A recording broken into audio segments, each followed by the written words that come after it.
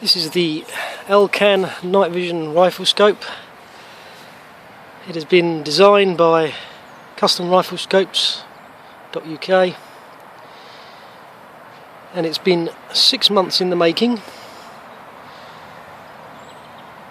A lot of research, and I'm hoping you'll like it. It's very customizable.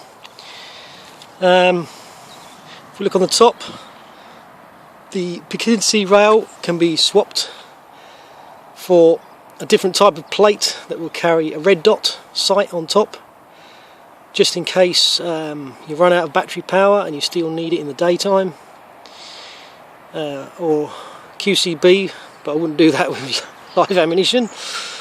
It has a backup foresight and rear sight. You have quick detach on the bottom. There is a socket for your power supply to charge the battery, which lasts 3.5 to 4.5 hours depending on the brightness setting. We have the windage, which is adjusted from the other side, which I'll show you later, and we have the elevation, so you can zero to your rifle. On the front at the moment we have an IR filter that's attached for daytime. You can unscrew this, take it off, so it can be used during the night.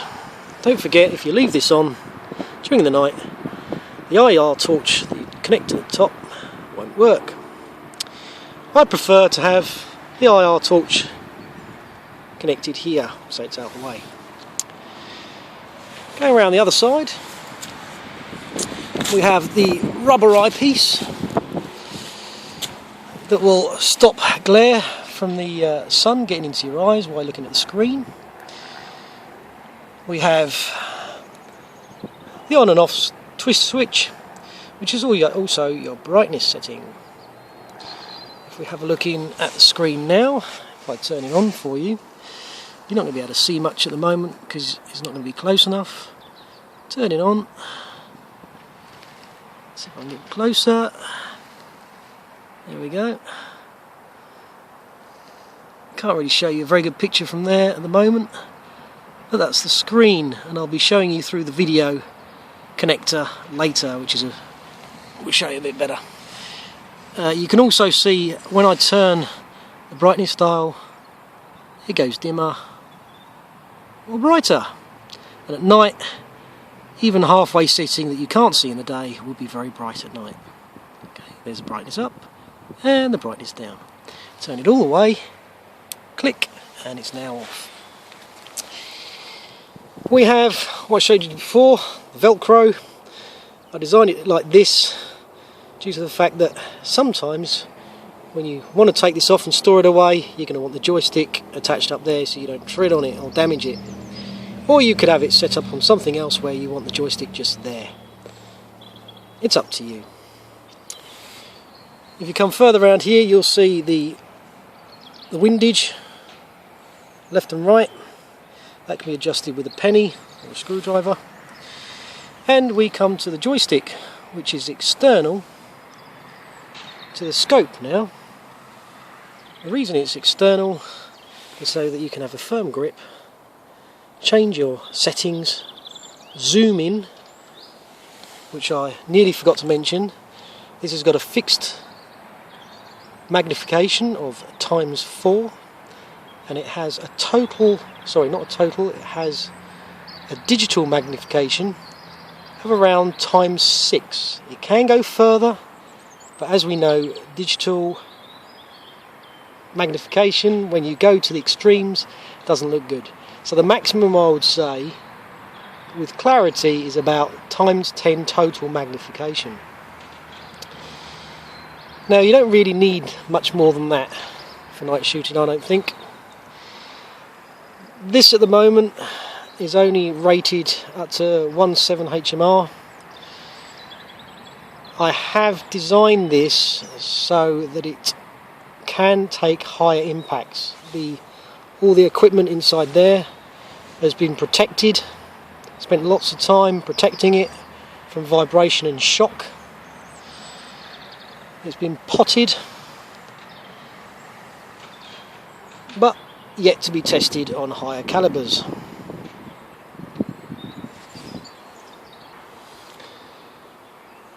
Now, I did say this can be customised, however it needs to be for the customer. They can have various different colours. I can do camouflage. Like before, I spoke about changing parts on the top.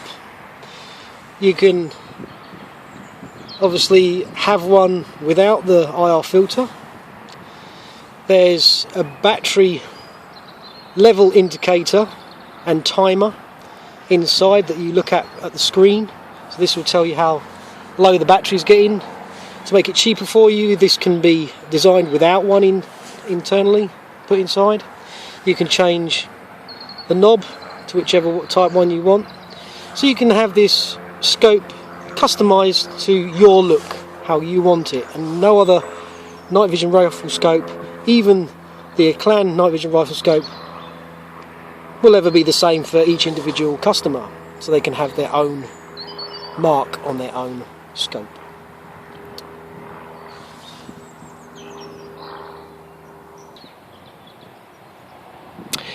Right, with every scope it's inherent with a battery powered scope that one day eventually the battery, which can only be charged roughly about 500 to 700 times, then it'll start going down to about 75% of its original power, and after that you're going to want to have it changed. Now, you wouldn't tempt this yourself.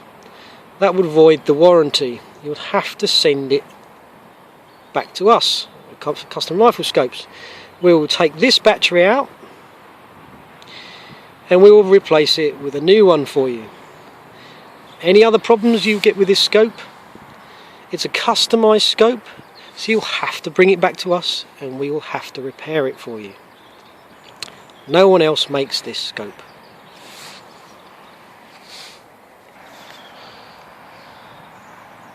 The Elcan Night Vision Rifle Scope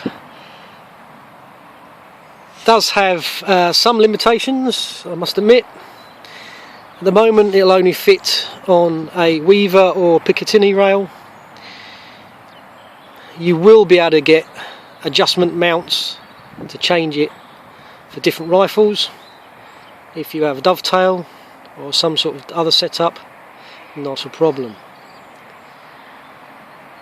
As I said before, the battery is undercarriaged and protected by a plate, has to be exposed, so when it is charging it can air off. Now, this is not 100% waterproof. It is not 100% waterproof. I've tested it in light drizzle, rain, light rain, but not heavy rain. If you allow this to be out in heavy rain, you will void the warranty. Light drizzle, it's kind of a grey area, so it's up to you. But personally, for the type of price this unit is, I wouldn't use it too much in rain.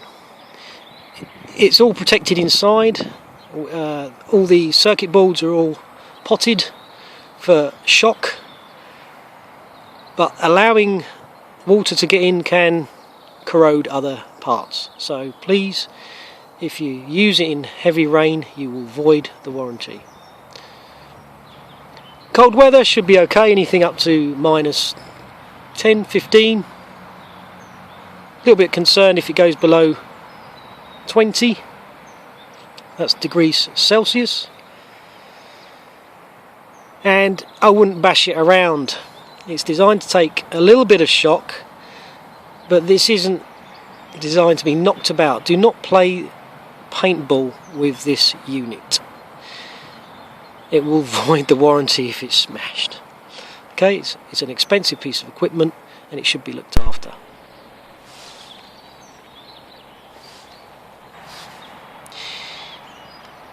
The menu itself, there's menus within menus on this setup. When you access it through the joystick by pressing the button down, it has a down button, left and right, up and down. So full joystick function that you can access the menu, scroll up and down and interrogate what's going on. You do your zoom functions through that. You can change other settings of your brightness, contrast, hue. There's so many settings that you can muck around with. I would say the average person who doesn't have much experience on the type of camera that's installed on this, you're probably best to stick with the basics, which will be written down in the instruction manual when you receive one. Now, any other parts of the menu I would steer clear with that you don't know about. You will be taught through the instructions on how to use the parts of the menu that you'll need. The most important would be the reticle setup. You can have reticles designed for you. One can be personally designed. They're not limited to just a line going down, a line going across. Shapes can be done, different colours, multiple colours, not just one colour green or one colour red. There's multiple colour settings. Highly customizable. Now, I'm going to show you in the top left hand side of the screen now quite a few different customizable reticles that you can build, set up. Once you've built them, well, once you've built one, if you want to change it, you can change it quite easily.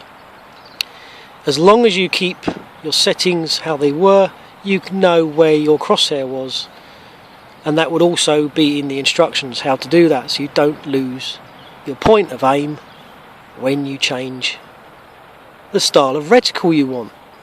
We don't want that happening, do we?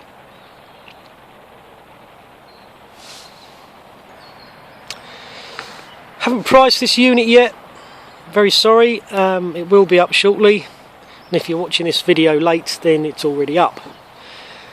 There will be different prices, obviously, how you want it customised on the website, depending on your budget. It's not limited to just a few little options. You'll find out more when you visit the website.